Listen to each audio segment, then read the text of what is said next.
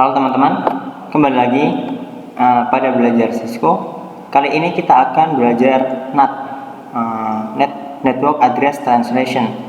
Jadi di sini ada sebuah topologi sama seperti topologi sebelumnya yang telah kita bahas pada access list. Kali ini kita akan membahas NAT. Apa itu NAT? NAT itu Network Address Translation. Seperti yang kita jelaskan pada video sebelumnya, bahwa IP lokal itu tidak dapat mengakses IP publik, begitupun sebaliknya IP publik tidak dapat mengakses IP lokal. Nah, jadi ketika di kantor kita menggunakan IP lokal dan kita ingin agar bisa mengakses Google, maka IP kantor kita harus kita NAT ke IP publik milik ISP. Baik, ini dimisalkan ini router lokal, kemudian ini publik. Nah, IP yang dimiliki oleh komputer ini anggap aja masih lokal ya, dan ini tidak dapat mengakses server. Kenapa? Karena ini masih lokal. Nah, kalau kita OSPF tentu berhasil, sukses. Akan tetapi bukan itu yang kita maksud.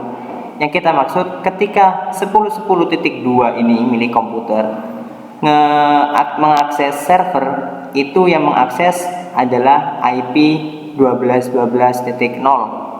Jadi berubah dari 10 menjadi 12. Itu caranya seperti apa? Caranya kita konfigurasikan NAT tadi. Jadi fungsi NAT itu agar IP lokal dapat mengakses IP publik, begitupun sebaliknya. Caranya kita konfigurasikan pada router yang mengarah ke network lokal. Di sini kita ke router lokal, kemudian kita ke CLI, kita enable conft. Nah, di sini kita konfigurasikan IP NAT inside, kita tanda tanya source, tanda tanya. Nah, di sini ada dua jenis, static sama list. Jadi NAT itu ada dua, ada static, ada dynamic. Apa perbedaannya?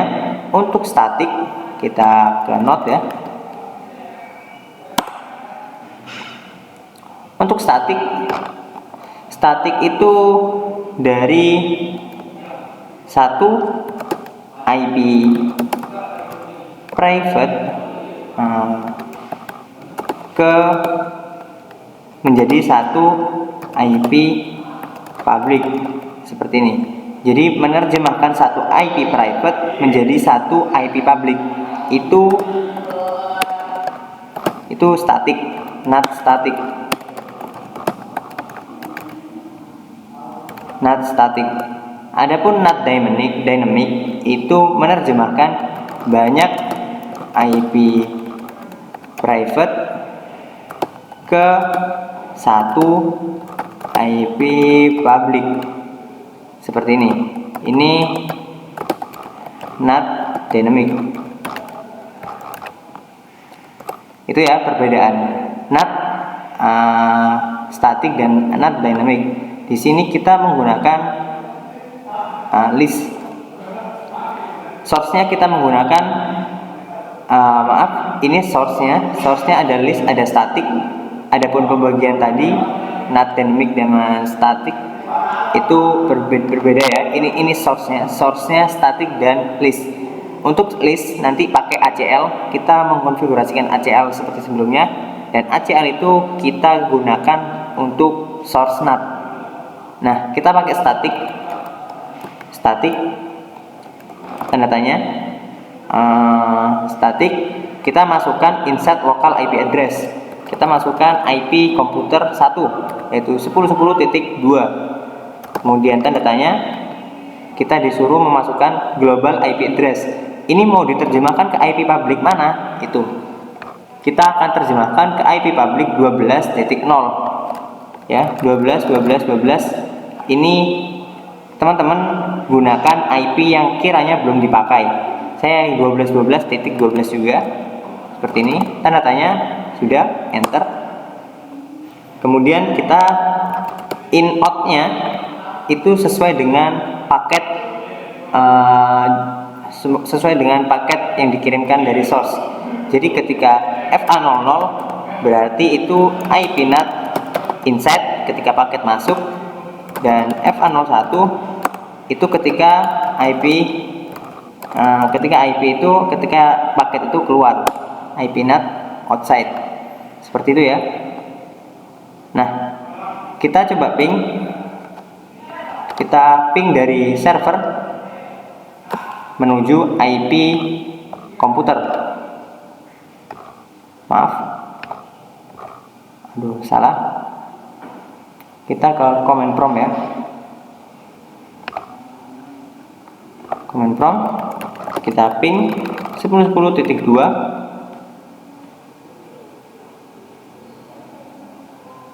Kita fast forward time, kita ping ulang.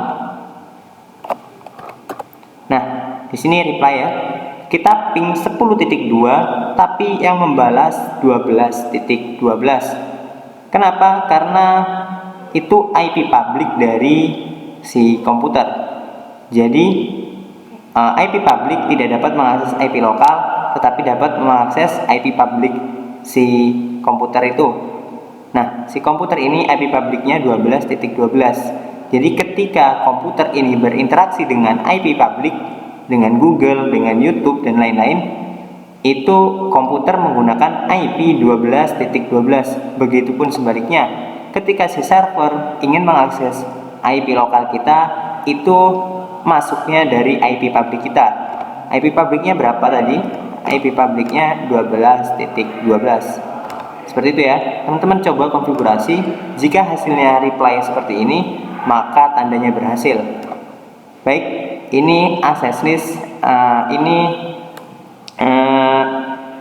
adalah NAT static. Selanjutnya kita akan membahas ACL pada NAT. Selamat bertemu pada video selanjutnya.